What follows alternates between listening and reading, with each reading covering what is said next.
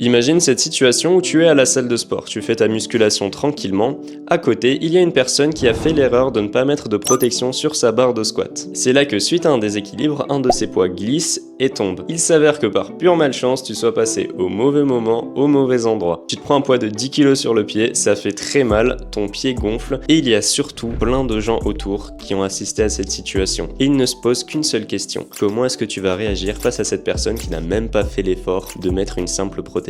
C'est d'ailleurs la question que je te pose. Comment est-ce que tu réagirais toi dans cette situation? Qu'est-ce que tu ferais vis-à-vis de cette personne? Avant de regarder la suite, mets en pause et dis-moi en commentaire ce que tu ferais. J'ai vraiment envie de savoir. Très bien, sache que cette situation, c'est exactement ce que j'ai vécu récemment. J'ai fini aux urgences avec le pied fracturé. Et après des mois et des mois d'entraînement à préparer cette compétition qui était dans 2 jours,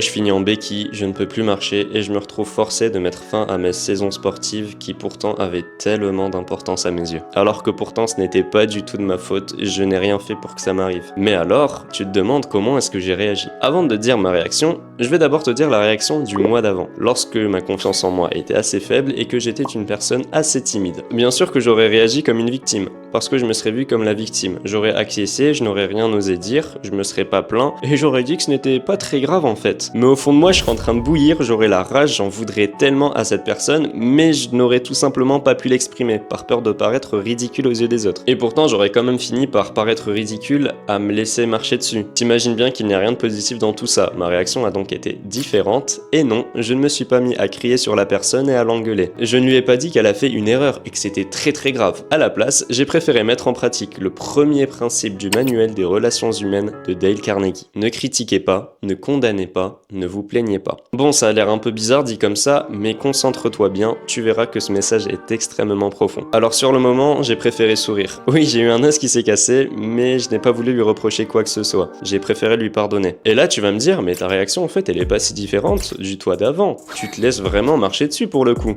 Mais tu te trompes. La différence c'est que maintenant, si j'aurais voulu lui crier dessus, j'aurais voulu l'insulter, j'aurais pu le faire.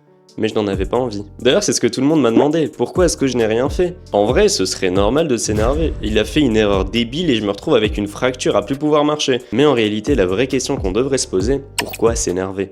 Pourquoi critiquer? À quoi ça sert? Qu'est-ce que ça va rapporter? Est-ce que ça va vraiment changer la situation? Le mal est fait, on ne peut pas le changer. Donc immédiatement, ce qu'il reste à faire, c'est de l'accepter. Et c'est ce que j'ai préféré faire. Parce que crier sur cette personne, à part l'humilier, je ne pense pas que ça aurait réparé mon pied. Elle a fait une erreur, elle en a conscience et elle s'est excusée. Qu'est-ce que tu veux faire de plus? Je lui ai simplement dit que je ne lui en voulais pas. Et maintenant, tous les deux, on sait une chose. Il ne fera plus jamais cette erreur. C'est là que je vais introduire le sujet de la confiance en soi. Avoir confiance en toi, ce n'est pas le fait d'être capable de crier, de t'imposer de manière forcée, d'être contrôlant, de faire sentir ton pouvoir, de t'attaquer à d'autres personnes, de détruire ceux qui ont osé s'en prendre à toi. Je te le dis maintenant, ce n'est pas comme ça que tu vas te faire respecter. Au contraire, tu vas plutôt paraître comme une personne faible, esclave de ses pulsions. Par exemple, je ne vais pas te forcer à t'abonner à Adele Bones, même si on sait tous les deux que tu as tout à perdre en ne le faisant pas. La confiance en soi, avoir confiance en toi, c'est d'être capable d'agir de la manière que tu souhaites sans vouloir prouver quoi que ce soit à qui que ce soit. Par exemple, dans la situation que j'ai décrite précédemment, certains préféraient agir de manière assez violente pour montrer que ce ne sont pas des victimes, car il y a aussi tout le regard de toutes les personnes autour qui jouent beaucoup. Ces actions sont dictées par une peur, la peur que les gens pensent que tu es timide, la peur que les gens pensent que tu te laisses faire, qu'on peut te marcher dessus et que tu ne vas rien dire. Si je dis ça, c'est parce que moi-même j'ai vécu cette situation. Lorsque j'essayais de vaincre ma timidité, si quelqu'un m'insultait alors que j'étais entouré d'autres personnes, immédiatement j'essayais de me défendre en l'attaquant en retour. Alors qu'en réalité, ça ne me touchait pas et je n'en avais rien à faire. Je voulais tout simplement avoir une bonne image aux yeux des autres, de quelqu'un de fort qui ne se laisse pas victimiser. D'ailleurs, tout ce que je te raconte depuis le début me rappelle l'histoire de Bob Hoover, un grand aviateur américain. Une fois après son décollage à une centaine de mètres du sol, son moteur s'arrête sec. C'est là qu'il se retrouve à faire un atterrissage forcé, il a frôlé la mort lui et ses passagers et l'avion a été complètement détruit. Suite à tout ce mini-drame, il va vérifier le réservoir et il voit qu'au lieu qu'il y ait de l'essence dedans, il y a du kérosène. C'est là que par la suite, il finit par apprendre que c'était l'erreur du jeune mécanicien qui était en charge de l'avion. Après ça, tout le monde s'attendait à ce qu'il se fasse détruire.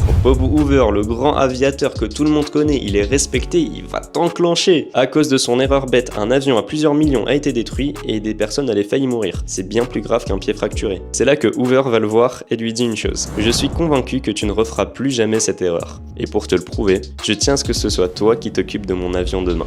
C'est pas magnifique? Tu vois, c'est ça la prestance, c'est ça la confiance en soi, c'est ça se faire respecter. Il sait que ça ne sert à rien d'engueuler une personne qui a conscience ou pas de son erreur, parce que la critique ne mène strictement à rien. Tu ne fais que toucher à l'amour-propre de la personne, et elle t'en voudra par la suite pour ça. À la place, c'est essentiel si tu veux améliorer tes relations d'être capable de te mettre à la place des autres. Si tu es capable de faire ça, je te le promets, tu deviens inarrêtable. Qui peut manquer de respect à une personne qui peut comprendre ce que les autres ressentent? Malheureusement, ça, on ne nous l'a pas appris à l'école, raison pour laquelle la plupart d'entre nous ne savent pas se comporter en communauté. Et puis en soi, même les professeurs n'en ont pas conscience. Je sais pas si tu te rappelles, à l'école, parfois il y avait des profs qui n'arrêtaient pas de crier, et personne les respectait malgré ça. Personne les calculait. Et au contraire, t'avais ces autres profs qui étaient hyper silencieux, hyper calmes, et ils imposaient le respect, ils dégageaient une certaine aura. Immédiatement, dès qu'ils arrivaient en cours, personne ne pouvait parler. Le message que je veux te transmettre, c'est que ce n'est pas celui qui crie le plus fort qui va être le plus respecté. On est beaucoup à croire, surtout lorsqu'on est timide, lorsqu'on a du mal à s'imposer socialement, qu'on aura besoin de devoir crier, de devoir se faire entendre, de devoir parler fort.